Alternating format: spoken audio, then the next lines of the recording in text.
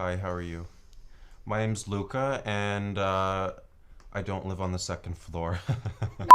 Hello guys, namaste, welcome back to my channel. This is Amisha Singh Chauhan, and if you're new here and you're looking for something fun, dark and mysterious, then you're at the right place. So do not forget to subscribe to my channel and hit that bell icon so that every time I'm here with a new case to talk about, you'll get to know about it.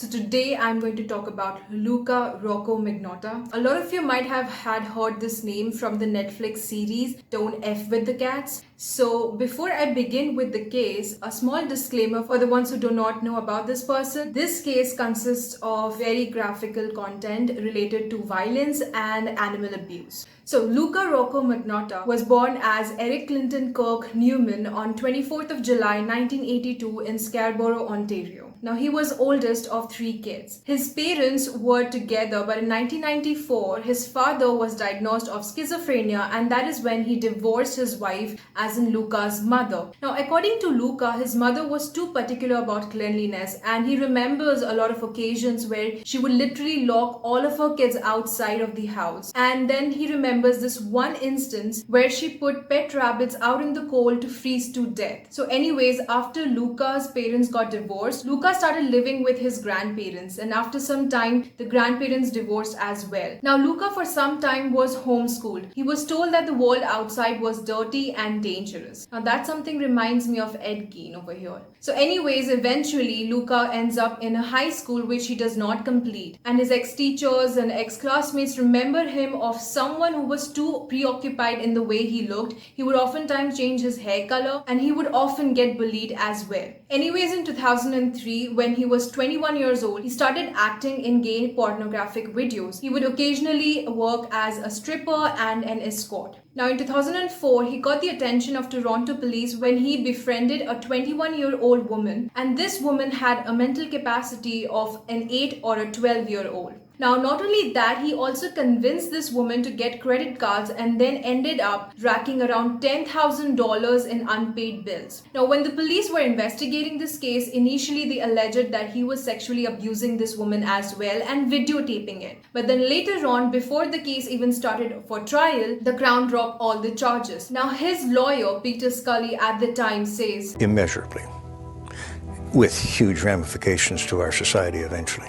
Now after this, he continued appearing in gay pornographic videos and in couple of magazines as well. But then in 2005, he pled guilty and was convicted of 4 fraud charges. Now before his sentencing, his defense lawyers procured some documents which showed that he had some significant psychiatric issues. Now the judge at the time, Madam Justice Lauren Marshall, she gave out a stern warning, a stern sentence, which was, you have a medical problem and you need to always take medications. If you do not, your life is going to get messed up. Boy, was she right? So anyways, he gets sentenced of 9 months in community services and 12 months of probation. So in 2006, he started dating this transgender Barbie, and they were in a relationship for some time, but after a couple of months, he broke up with her. And this is the time when he changed his name from Eric Clinton Kirk Newman to Luka Magnotta. Now, according to his ex-girlfriend Barbie, he always wanted to be in the limelight. He would do anything to come into the limelight and to get media's attention and to get people's attention. He always wanted to be famous, but for some reason, he could not do that professionally. I mean, he tried to audition for various reality shows, he tried to go for magazine shoots, but he could never really get past through auditions, and he would fail over there. Now, so as to get all the attention that he so desperately wanted and needed, he started going on web, and he would join these discussion boards and Facebook, like social media pages and stuff, and he started spreading rumors about himself, as in Luka Magnotta, but with a different identity. Now because of this, there was this rumor started that Luka Magnotta, a gay pornographic actor, was dating a killer, a convicted murderer, Karla Homolka. Now there were a lot of videos made on there. Now, so as to get more attention, he even went to the Sun his headquarters over there to deny all these relationship rumors. He even went on saying that being linked to a convicted murderer was tarnishing his professional and personal life. So he did not really wanted this to go on, and it was not his doing. Now what happens is that in the fall of 2010, he posts a video on his Facebook page, and the video's title was 3 Guys, 1 Hammer. And the title is self-explanatory. I do not really have to explain what it was. But a side note over here that even though he posted this video, he was not involved in the making of this video. Now in December of 2010, the very same year, and to be exact 21st December,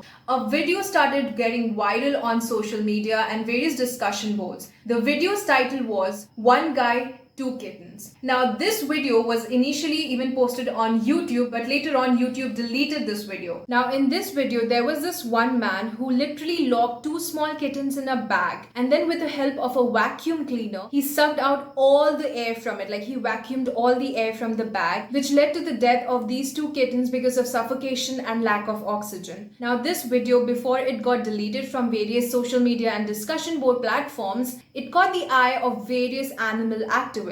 One of them was Ryan Boyd, who was an ex-US soldier. Now he started this Facebook group called Find the Vacuum Kitten Killer for the Great Justice. And again, the title itself is self-explanatory over here. Now in the group there were around 4,000 members, and it is said that among these 4,000 members, one of them was Luka Magnotta himself, but then with a different identity. This was his, forte. He would be on various social media platforms talking about himself, spreading rumors about himself, but with different identity all the time. Now what happens over here is that consequently there's another group formed which is known as AB Project Group. Now this group, they were so good. I really want to appreciate them. It doesn't really care if I appreciate them or not, but I just want to say that they did such an amazing job. I mean, they had no legal support, but they were so good into finding out about Luka Magnotta's details. I mean, they had nothing. They just had a couple of pictures and they had videos. Oh, by the way, before this group really started, in one particular discussion board, Luka Magnotta himself, with a different identity, he released a picture, but in this picture the guy who killed these kittens, his face was not blurred. So everybody got to know that this was Luka Magnotta, and they started going on Google, and for some reason someone who was not really a celebrity had tons and tons of pages and blogs written on him. Again, you can guess that who did all of this. Back to AB Group. So they spent thousands and thousands of hours. They found out so many information. They literally went through all the videos and all the pictures they had of Luka Magnotta. And then it was concluded that Luka Magnotta was living in Ontario. Now what they did was they immediately, whatever information they had, they immediately sent all these information to the Ontario Society for the Prevention of Cruelty to Animals. Now this association, they reached out to the Toronto police. But for some reason,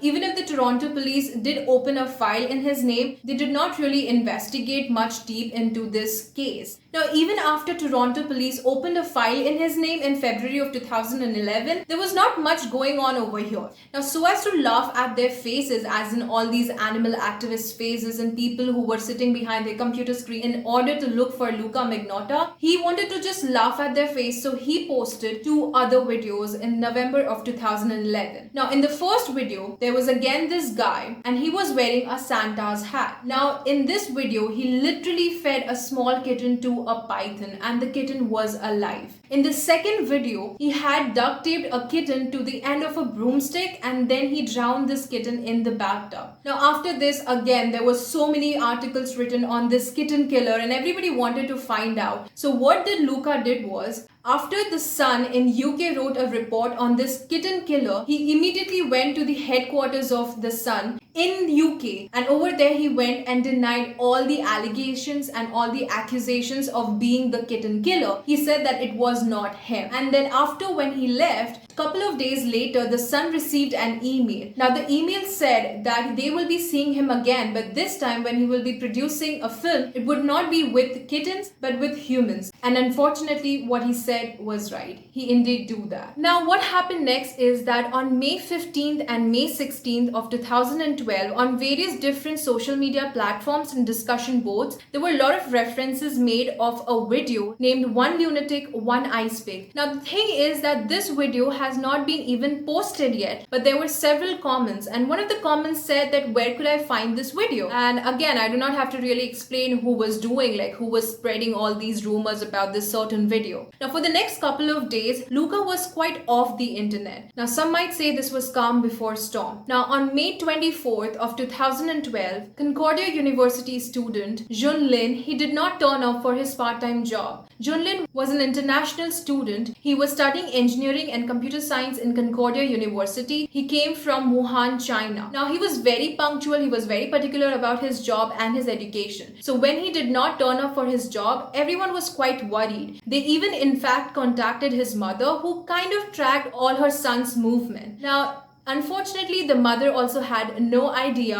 where Junlin was. Now after this, on May 25th of 2012, the viral video, which went viral before it was even posted, One Lunatic, One Ice Pick, was uploaded on a page. Now immediately it went viral. Everyone was watching this video. Everyone was talking about this. Now in this video, if I have to explain it to you guys, there's this man who is bonded to a bed, and then there's this lunatic who is using an ice pick to literally stab this man. He uses other sharp objects as well to tear apart his body and do various stuffs. Now it is said that there was act of necrophilia and cannibalism involved as well. Now what happens next is that on 29th of May 2012, the Conservative Party's headquarters in Ottawa, it receives a package, and this package has a hand. There is another package that is sent off to another government building, and it has a foot. Another body part, a torso, was found in a garbage pile, and after investigating and accumulating all the evidences they could, it was concluded that Luka Magnotta had his hand in all of these packages. So he was on hunt, and the Toronto police was looking him for homicide charges. Now on 30th of May, the owner of the page, the very page where the video One Lunatic and One Ice Pick was uploaded, Mark Merrick, he went to the media and he told that a lot of his viewers could identify the man in the video One Lunatic, One Ice Pick as Luka Magnotta. A lot of them even reported this video. Now before I move ahead with the investigation and the case, I would give out the small note that before the packages were sent off and before the police got the information about the packages and the entire case, the Toronto police and the authorities was informed about this video. There was also a lawyer in particular who contacted the police and who gave this information about this particular video, but the authorities and the police thought that this video was useless, it was dramatized, and it was like it included actors and it was not a legit video. Only if they had looked up in the video properly, they would have caught and solved this case much sooner. Now, when the police concluded that Luka had his hands in all of these packages which had body parts, they went to his apartment. Now, they found a lot of evidences over there, in particular with surveillance footages. In the surveillance footages, you could see Luka Magnotta entering with Junlin inside his apartment building. Also, in the second surveillance footage, you could clearly see that he's dumping a lot of things in the garbage. Now, what happened is that when they entered his apartment, it was completely empty, and you could just make out that he had left his house. He did not just leave his house, he left the country, in fact. Now, there were blood spots found everywhere in his house, from the mattresses to the bathtub. There was also a quote which was written on the walls. It said, "If you don't like the reflection, then don't look in the mirror. I don't care." Now, eventually, in June 2012, the victim was identified, and like I said, it was Junlin, who was a student in Concordia University from Wuhan, China. Now, his family was informed. Also, the second thing that was concluded was, like I said, that Luka Magnotta had left the country and he was in France. In fact, he left the country just a day after he uploaded the video, that is on May 26th. Now, while the Interpol and the Toronto police is looking for Luka Magnotta, he's enjoying his life in Europe. He's going to places, he's partying. It's like he's a man who's carefree and who does not really care and is not really worried that there's police after him, that there's forces after him. Now, on 4th of June 2012, he was in an internet cafe in Berlin and he was going through various articles and blogs that were written on him regarding the case. Now, that is when the owner of the internet cafe got really suspicious and he identified Luka Magnotta as a wanted man. Now, he acts really smart. He immediately gets off from his chair. He goes out on the street to get to the police and inform them about this wanted man that was sitting inside his internet cafe. Now, fortunately for him, he could just see a police car across the street. He rushes to them. He tells them about Luka's presence. Now, when the police initially start questioning Luka inside the internet cafe, he denies his identity. He even goes on giving a fake identity, but it is all in vain. He immediately gets arrested and he's taken to jail until unless he's taken back to Canada for his investigation. Now, what happens is the very next day on June 5th,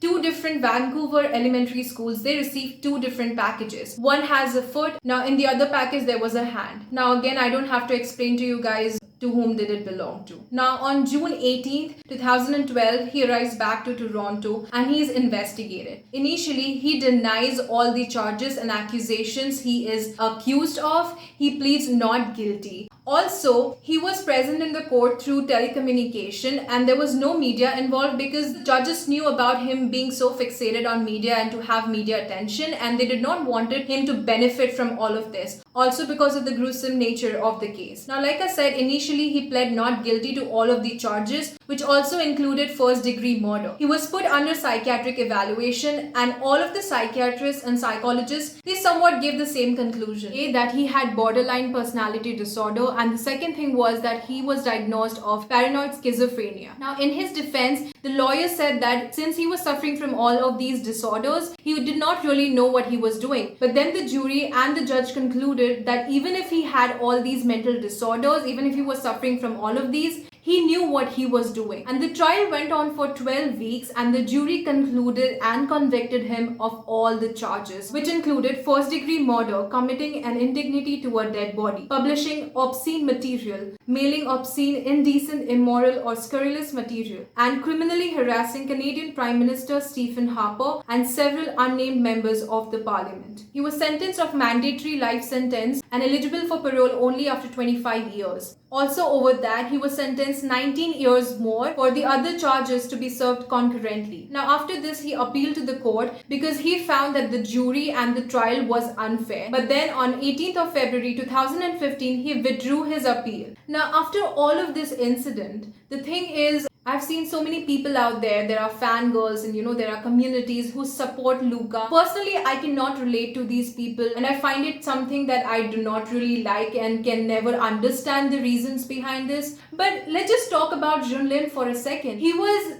the hope of his family. That's what his father said when he was in Canada. Now, Junlin's severed body was found in a park. Now, so as to respect and commemorate his memories, the university went on creating an award on Junlin's life. He was also honored in Montreal Memorial. The thing is that no matter how much you honor them, no matter how much prizes and awards you give and dedicate to his life, a father, a mother, a family lost their hope. And I can't even imagine how traumatizing it could have been for the family over here. I really have all my blessings and all my wishes for the family. I hope that they're doing good. Now, here we come to the end of the video. Do drop down your opinions, your views. Do you think that if the Toronto police had taken all the required actions when they got to know about these kitten killer, about the videos of the kitten killer, then they could have saved Junlin's life? I mean, I think so, that if they would have taken all the necessary steps and actions, if they would have confronted him and given him the punishment, then Junlin's life would have been saved. Now, this is my opinion. I would love to know yours. Also, drop down your suggestions. Do hit the like button if you found this video interesting.